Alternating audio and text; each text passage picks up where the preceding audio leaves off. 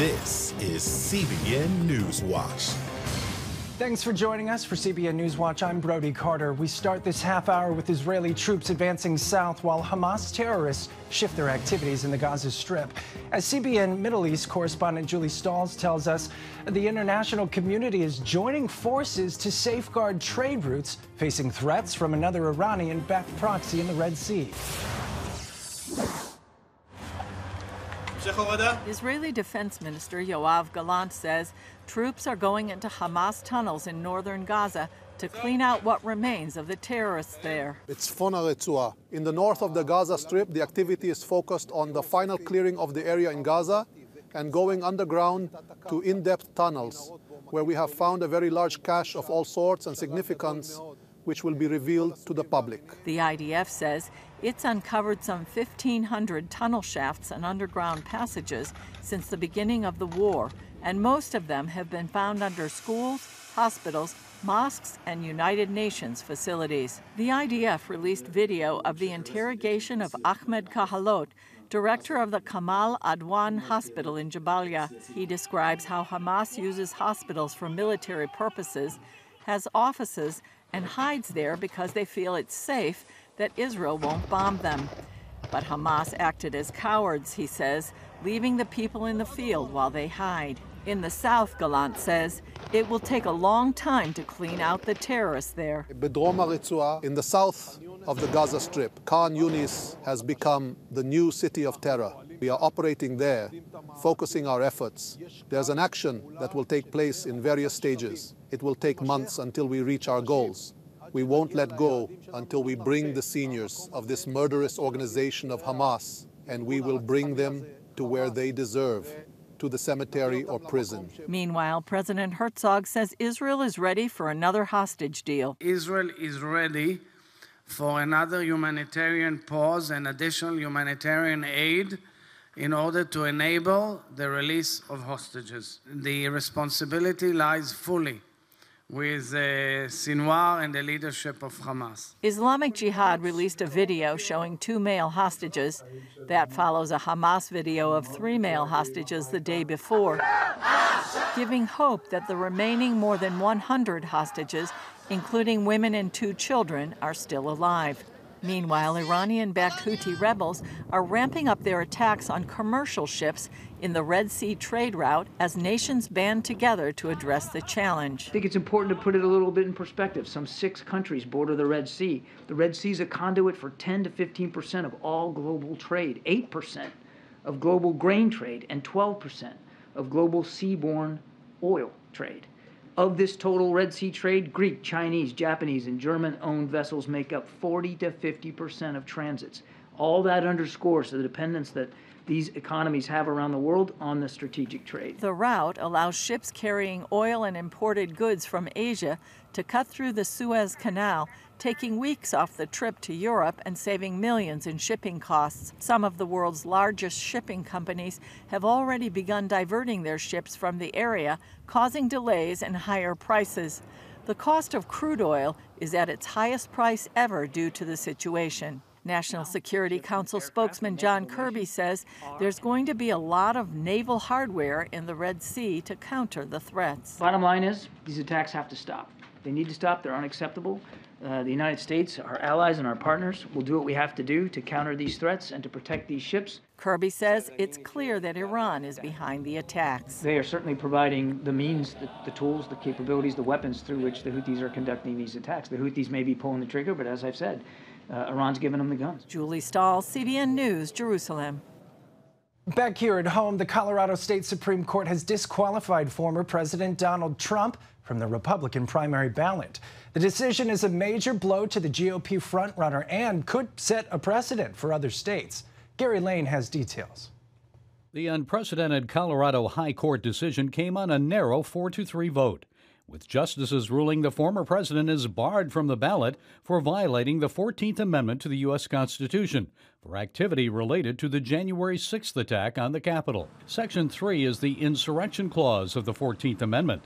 It disqualifies a candidate from holding office if they took an oath to uphold the Constitution and then engaged in insurrection or rebellion. Trump ignored the Colorado ruling during an Iowa campaign stop Tuesday night, but reminded voters of what he claims is an ongoing witch hunt against him. They want to silence me because I will never let them silence you. And in the end, they're not after me, they're after you. One of Trump's biggest critics in the Republican presidential field, Chris Christie, said he, quote, does not believe Donald Trump should be prevented from being president of the United States by any court. GOP presidential candidate Vivek Ramaswamy said he'll withdraw from the Colorado state primary until Trump is allowed on the ballot. And he's challenging the rest of the Republican field to do the same. Before the ruling, Trump attorney Scott Gessler argued the state justices should allow voters to make up their minds about Donald Trump. It's the people of the United States of America that get to make those decisions, not 6 voters in Colorado. Trump is set to appeal the ruling to the United States Supreme Court. The court has never ruled before on the clause, created 150 years ago, to prevent Confederates from holding office after the Civil War. Since then, it's been largely in disuse until the January 6th attacks. If the Supreme Court upholds the Colorado decision, it's obviously the end for Trump's political career. He can't run for office again in the United States. The High Court must decide if it will hear the case, and if so, it must rule by January 5th, when Colorado primary ballots are scheduled for printing. Another Trump case, this one taken to the U.S. Supreme Court by special counsel Jack Smith, asked the court to expedite a hearing on Trump's argument that he has presidential immunity in an election interference case. All these cases don't seem to be hurting Trump with Republican voters. In Iowa, the latest poll shows him leading other Republicans by 50%. Nationally, he is the GOP frontrunner by a wide margin, with nearly 63% of the vote. Gary Lane, CBN News. In Vatican City, Pope Francis approved allowing Catholic priests to bless same-sex couples. A document released by the Vatican Monday says a blessing can be given in certain circumstances, so long as it's not confused with the ritual of marriage. It also cannot be part of a civil union ceremony or include gestures, clothing, or words associated with marriage. The document reaffirms church teaching that marriage is the lifelong union of a man and a woman. However, it also states that people seeking a blessing from God, quote, should not be required to have moral perfection.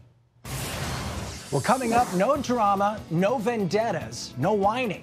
Just hard work. That's what Nikki Haley is promising voters. Hear what the GOP candidate has to say about chasing Trump. Stay with us.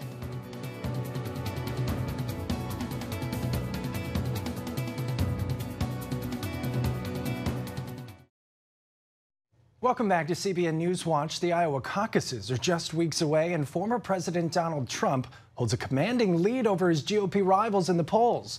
Now, in an exclusive interview with CBN News, Nikki Haley explains to our David Brody why she has the best chance to beat Joe Biden.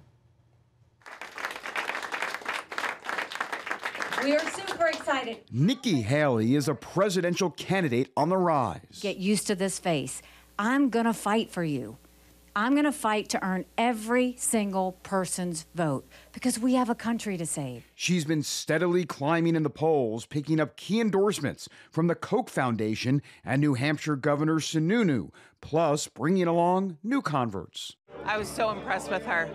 So impressed. I was a little bit undecided first, but she convinced me for sure. We spoke to Haley after her town hall in Altoona, Iowa this week. And she's feeling good. We got one more fella to catch up to, and we're moving. Iowa is a state that breaks late typically, and there's a lot of high drama.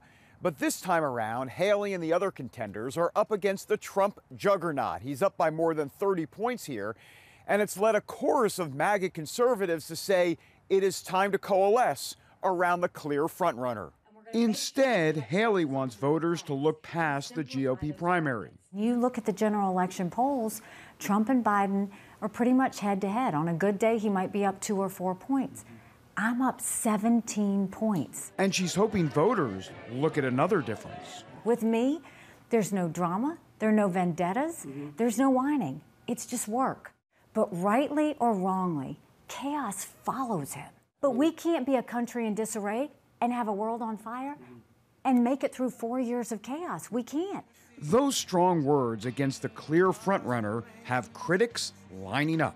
You've heard the criticisms from the MAGA folks, things that, you're a war-mongering neocon, you're a globalist, you're establishment. How can you call me establishment when I was the Tea Party candidate that ran for governor? How can you say that I'm a warmonger when I'm the wife of a combat veteran who's deployed right now? My goal is always to prevent war so that my husband and so many members of the military never have to fight. Haley is receiving incoming from all sides. Challenger Ron DeSantis put out the real Nikki Haley website. At this week's town hall, she let voters know he's being untruthful about her record, and she let us know about it during our interview. Don't sit there and lie about me. If you've got to lie about someone to win, you don't deserve to win. While winning will be an uphill battle, she's hoping for a strong showing in Iowa and a big night the following week in New Hampshire. A new CBS poll shows that she's cut Trump's lead there to 15 points. And now Trump's super PAC is about to air campaign ads against Haley. Polling also shows Haley has an interesting challenge ahead. While doing well with moderates, she must convince a more strident base that she doesn't move to the center on key issues. In our interview, she didn't hold back. First, on immigration. We need to close the border. If there's certain areas we have to build a wall or do whatever, we do it. Like maybe toughening the illegal immigration asylum process. David, they're not vetting anybody right now. And to me, honestly, stop the whole thing until you can figure out what's going on. Not one person should be coming into our country until we know that they are being vetted and we know exactly what's happening. As for refugees from Gaza, she says, no way. What's America's role in this? I mean, Egypt doesn't want to take them. Jordan doesn't want to take them. And what do you think about America? Isn't that very telling that they don't want to take them? Absolutely. So I'm assuming the position, therefore, is America should not take them either. Absolutely not. They should go to Hamas-loving countries, Iraq, Qatar, Turkey. Those three countries, they can go to that. It is not Israel's problem. It's not America's problem. If those countries like Qatar and Turkey and Iran feel so deeply for the people of Gaza, they should take them. And regarding Israel's war against Hamas and growing pro-Palestinian protest, Haley has direct words for colleges allowing those anti-Semitic conduct on campus. We have to go to every university and say, you either take foreign money or you take American money, but the days of taking both are over, and get that infiltration out of our universities. As for social issues, she tells CBN News the government needs to make better decisions. I think there should be federal involvement. You should not have any gender-altering anything done to a child before the age of 18. Across the board, I don't think that should ever happen. And that includes any gender-changing drugs. Nothing that's going to permanently harm them. This plays well with the base. And with the Trump train steaming along, what would she say to a vice presidential slot? Ron DeSantis has ruled it out. Says, no way, I'm not going to do it. Okay, are you going to rule it out? I don't play for second. You're not going to rule it out. It's not even a conversation. And it doesn't matter what candidate wants me to answer it. I don't play for second. I don't know what more I can say than to get them to understand that. What she wants voters to understand is that Nikki Haley isn't going away and plans to have a lot more to say before all is said and done. David Brody, CBN News, in Altoona, Iowa. Still ahead, we share the legacies of several giants in the Christian faith who passed away this year. But their story doesn't end with their passing. Stay with us.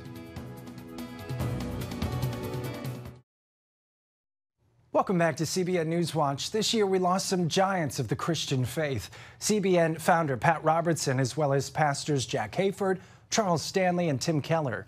Wendy Griffith spoke with Focus on the Family's Joel Vaughn about what made these men legends in their own time.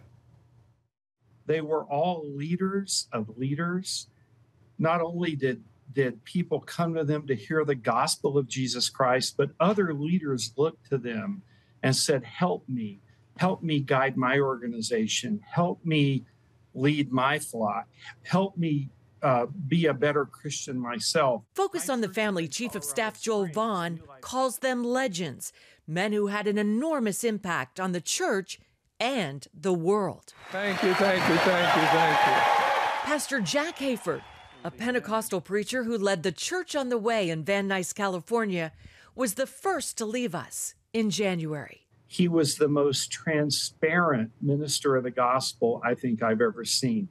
He had no problem You know, we think these men, we don't realize they are just men. We don't realize they have clay feet. We don't realize they have temptation. And Pastor Jack would put all that out there. He didn't hide anything. We should be thinking God's thoughts. What does he think? Pastor Charles Stanley, known for his soothing Southern accent, was the senior pastor of First Baptist Church in Atlanta for 49 years and founder and president of In Touch Ministries, which broadcast his sermons around the world. And the thing I remember so much about him is he would point his finger at the camera and he would say, listen, with that deep voice. He was an amazing man. Charles Stanley would come home from work, change clothes, put on a pair of jeans and a casual shirt, get his Bible and a half gallon of water and leave and say, I'll see you Saturday night. And he was going out to prepare his message for Sunday. And Tim Keller, like you said, not as well known and also the youngest of the group of spiritual giants that left us in 2023. What was unique about Tim Keller? Pastor Keller pastored a very small church in Hopewell, Virginia, early in his career. And he was asked by the Presbyterian denomination that he served to move to New York City and start a church that was later called Redeemer Presbyterian.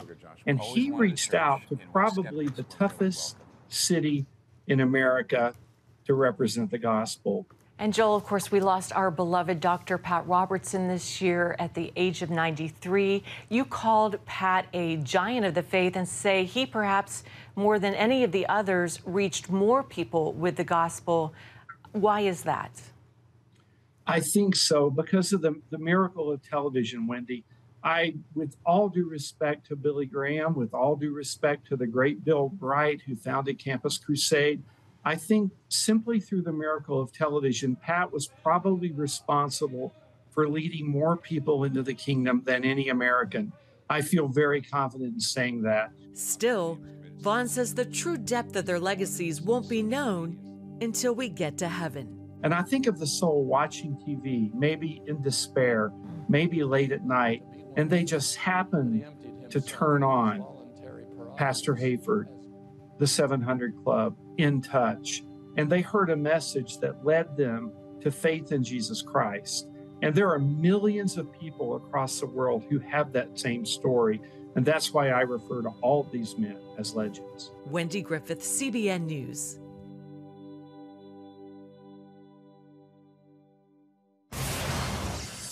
Well, coming up, we get into the Christmas spirit with recording artist Stephen McWhorter.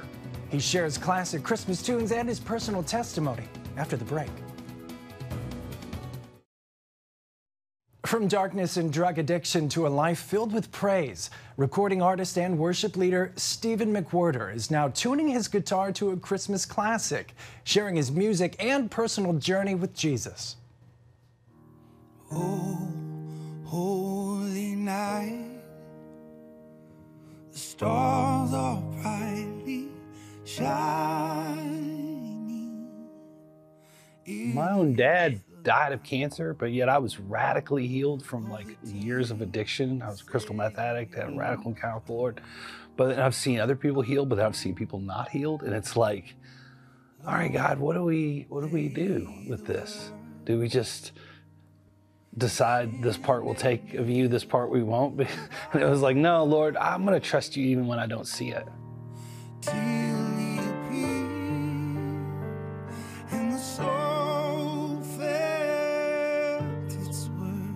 You mentioned that you were addicted to meth, and I think I've heard you described it as yourself as a wounded preacher's kid. So how do you go from wounded preacher's kid to meth addict to worship leader?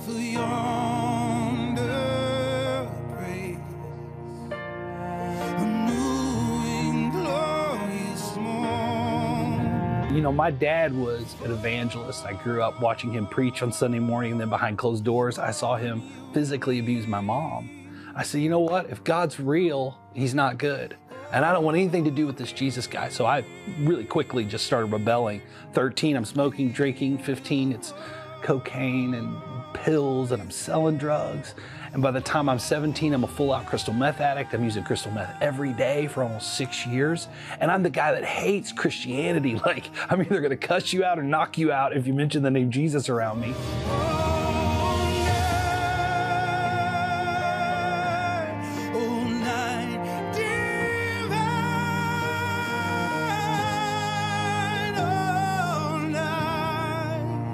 And somebody gave me this book, been praying for me, called The Case for Christ by Lee Strobel.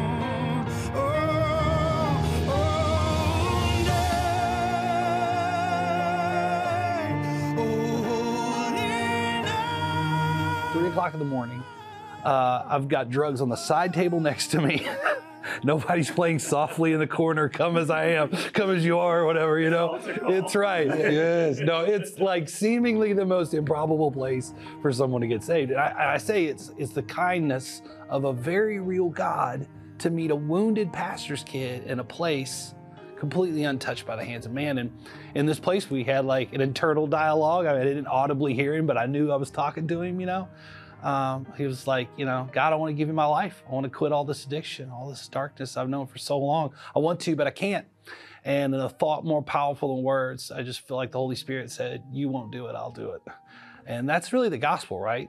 Saved by grace, not something I can boast about. So I just believed him like I believe I'm breathing air right now. And I gave my life to Christ, quit everything overnight.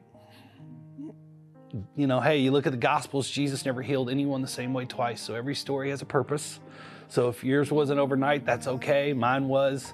Plenty of other things wrong with me to work on for years to come. But yeah, it's crazy. God's real. It's all real. And that was the beginning of my journey. And just real quick, my dad got healing. The Lord ended up redeeming our relationship. He ended up baptizing me and my wife and ended up performing our wedding ceremony. Because when God redeems something, it's like a pebble in a lake that becomes a tsunami, right? It just starts hitting everything in your life. It's amazing. Story and a great end for this edition of CBN NewsWatch. Remember, you can find more of our news programs on the CBN News Channel anytime or online with cbnnews.com. Also, tell us what you think about the stories that you've seen by emailing newswatch@cbn.com or talk to us on Facebook, Twitter, and Instagram. We hope you'll join us next time. Have a great day.